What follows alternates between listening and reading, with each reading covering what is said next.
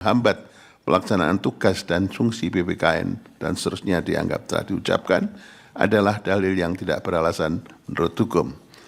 Menimbang bahwa terlepas dari pendirian mahkamah tersebut di atas, penting bagi mahkamah untuk menegaskan perihal tantangan dalam perlindungan konsumen saat ini yang telah memasuki babak baru dengan adanya era digital dan kemajuan teknologi informasi yang memunculkan transaksi modern seperti e-commerce dan bentuk kemudahan transaksi lainnya dalam perdagangan.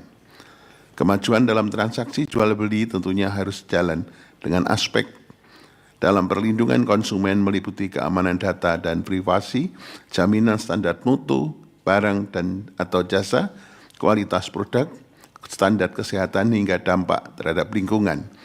Perlindungan hukum kepada konsumen menjadi semakin penting mengingat perkembangan globalisasi dan teknologi informasi serta kemajuan transportasi sebagaimana semakin memberikan ruang yang luas dan bebas dalam transaksi perdagangan yang tidak hanya mencakup wilayah di dalam negeri namun juga hingga melintasi batas-batas wilayah negara lainnya.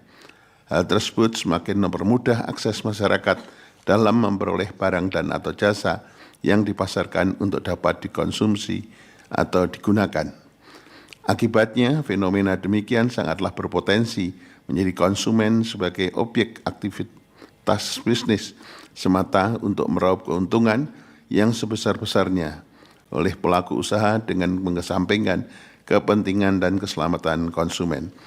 Oleh karena itu, menurut Mahkamah, sebagai bentuk tanggung jawab negara yang diamanatkan konstitusi perlu adanya evaluasi oleh pembentuk undang-undang untuk mengkaji kembali kesesuaian landasan hukum perlindungan konsumen saat ini yang telah berlaku hampir selama 27 tahun, yaitu Undang-Undang 8 tahun 99, dengan dinamika dan kemajuan teknologi dalam aktivitas perdagangan kontemporer yang terus berkembang.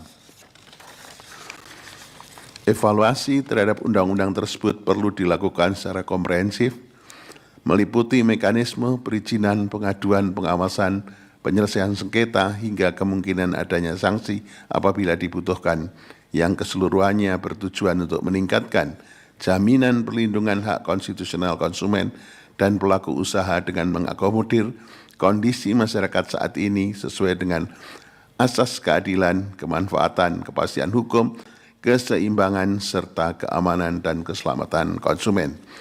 Menimbang bahwa berdasarkan seluruh pertimbangan hukum di atas, permohonan pemohon mengenai pasal 30 ayat 1, pasal 34 ayat 1, huruf F dan pasal 39 ayat 2 Undang-Undang 8 tahun 1999 adalah tidak beralasan menurut hukum. Sementara itu, berkenaan dengan permohonan para pemohon mengenai norma pasal 31 Undang-Undang 8 tahun 99 telah ternyata bertentangan dengan prinsip negara hukum, melanggar hak untuk memajukan diri, hak untuk kepastian hukum, dan perlakuan yang sama di hadapan hukum, dan hak untuk memperoleh dan menyampaikan informasi, serta bertentangan dengan prinsip bebas dari perlakuan diskriminatif yang dijamin pasal 1 ayat 3, pasal 28C ayat 2, pasal 28D ayat 1, pasal 28F, pasal 28H ayat 4, dan pasal 28I ayat 2 Undang-Undang Dasar Negara Republik Indonesia tahun 1945, sebagaimana yang didalilkan oleh pemohon. Namun oleh karena pemaknaan yang dilakukan mahkamah tidak sebagaimana yang dimohonkan para pemohon, maka permohonan para pemohon mengenai pasal 31 Undang-Undang 8 tahun 99 adalah beralasan hukum untuk sebagian. Paragraf 3.18 dianggap diucapkan, konklusi dan seterusnya dianggap telah diucapkan berdasarkan Undang-Undang Dasar Negara Republik Indonesia tahun 1945 dan seterusnya dianggap telah diucapkan. Terima kasih. Amar putusan mengadili 1. Mengabulkan permohonan para pemohon untuk sebagian. 2. Menyatakan norma pasal 31 Undang-Undang Nomor 8 Tahun 1999 tentang Perlindungan Konsumen Lembaran Negara Republik Indonesia tahun 1999 Nomor 22 tambah Lembaran Negara Republik Indonesia Nomor 3821 bertentangan dengan Undang-Undang Dasar Negara Republik Indonesia tahun 1945 dan tidak mempunyai kekuatan hukum mengikat secara bersyarat sepanjang tidak dimaknai Badan Perlindungan Konsumen Nasional yang dalam menjalankan tugas dan wewenangnya bersifat independen. 3. Memerintahkan pemuatan putusan ini dalam Berita Negara Republik Indonesia sebagaimana mestinya. 4. Menolak permohonan para pemohon untuk selain dan selebihnya.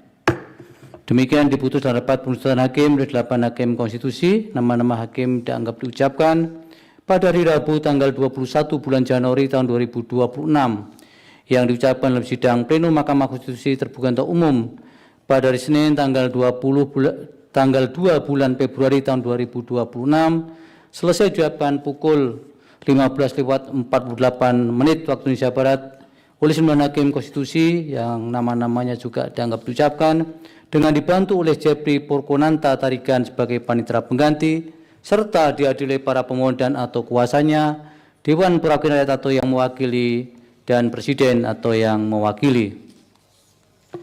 Demikian pengucapan putusan 14 permohonan.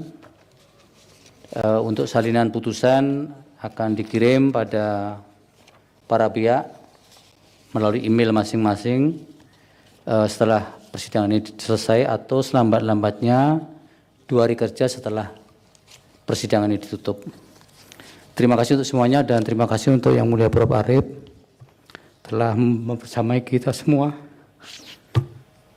Sidang selesai dan ditutup. Hadirin dimohon berdiri. Yang Mulia Majelis Hakim Konstitusi